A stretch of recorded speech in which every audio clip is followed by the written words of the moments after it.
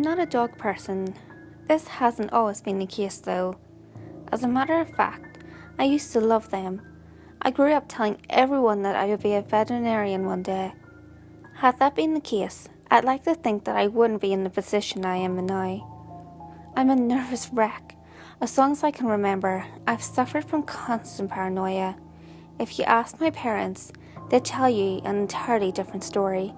According to them, I was calm, cool and collected as a child. They say it wasn't until I was around 12 when the way I carried myself drastically changed. I don't remember much from back then. However, there was a particular scene from my childhood that I'll never be able to push out of my mind. Something, or rather someone, that has shadowed me for the rest of my life. Remember how I said I wasn't a dog person? Well, there's a reason for that. As I said, I told my parents that I wanted to be a veterinarian. They supported me. They wanted me to be successful. I take for granted how much they cared for me. They bought me books on animal anatomy, took me to zoos. They bought me various VHS documentaries on animals. They tried their best to raise me into the adult that I wanted to be, the adult that my parents could be proud of. My birthday was November. I was turning 12. My previous attempts at asking my parents for a pet had always ended in an uneventful manner.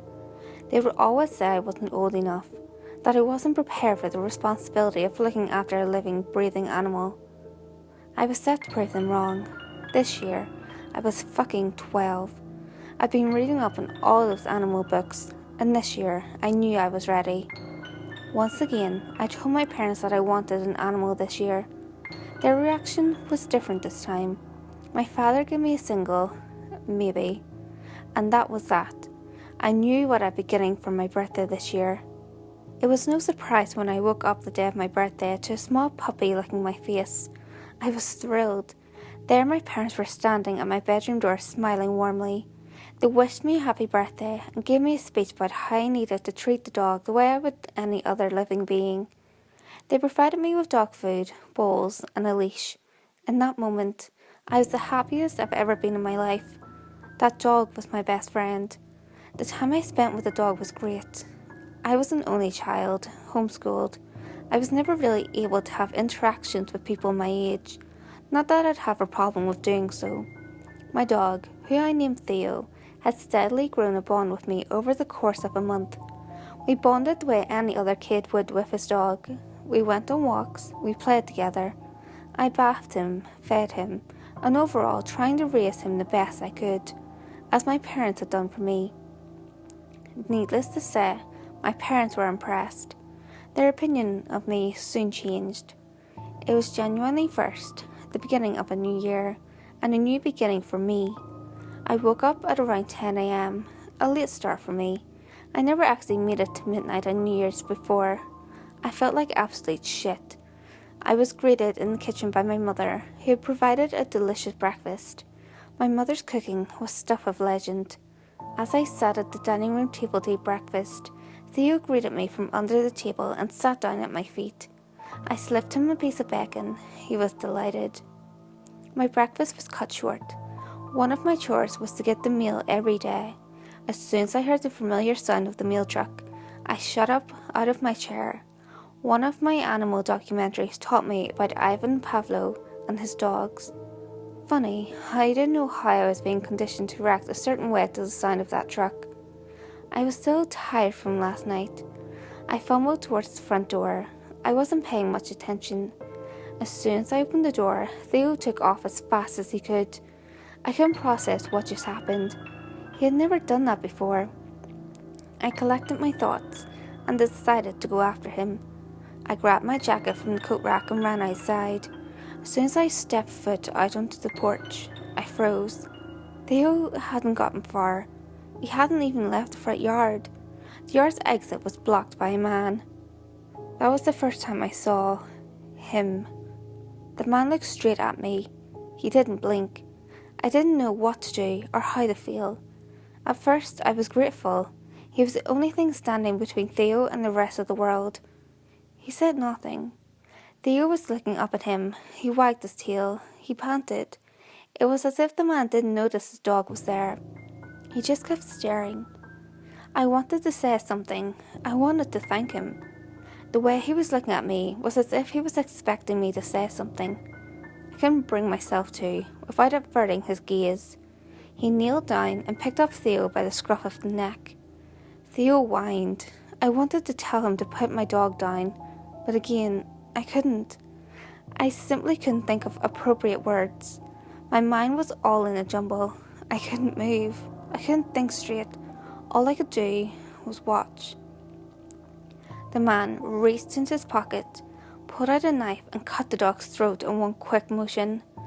Blood spilled onto the snow-covered ground. He held the dog in the air for a few seconds, letting Theo's blood form a puddle underneath him.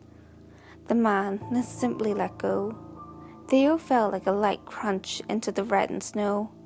Again, the man's gaze did not leave mine. He dropped the knife to the ground and merely walked away. It wasn't until he was completely out of sight when I could move again. I made my way over to Theo's garbling corpse and stood over him. I wanted to cry, but I couldn't shed a single tear. My mother emerged from the house, surely wondering why getting the mail was taking so long. I don't blame her for screaming. She saw me standing over the mangled corpse of Theo, the knife on the ground.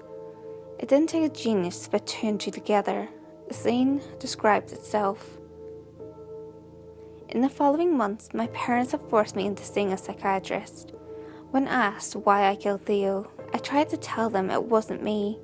I tried my best to tell them about the man. I could tell he wasn't buying it. "All right," said the therapist with a smug tone. "Tell me what this man looked like." That's when I realized I couldn't describe him.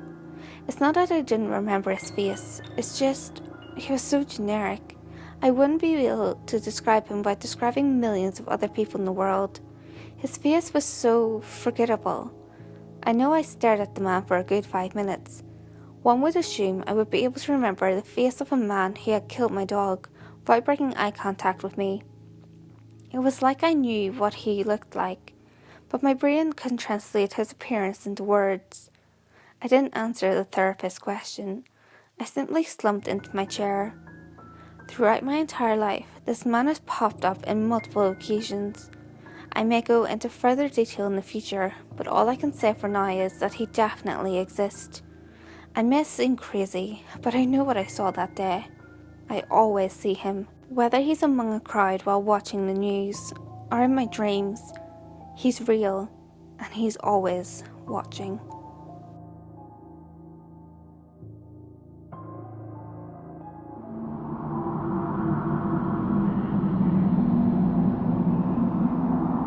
Hey guys, if you enjoyed this video, give it a thumbs up and share it with your friends. You can also leave a comment below. All feedback, good or otherwise, is always appreciated. If you have any creepy stories of your own, or have any topics that you would like me to cover, feel free to send them in via any of my social media. You can find all links to my social media in the description below. Until next time guys, make sure you lock your doors, stay safe, and I'll see you next video.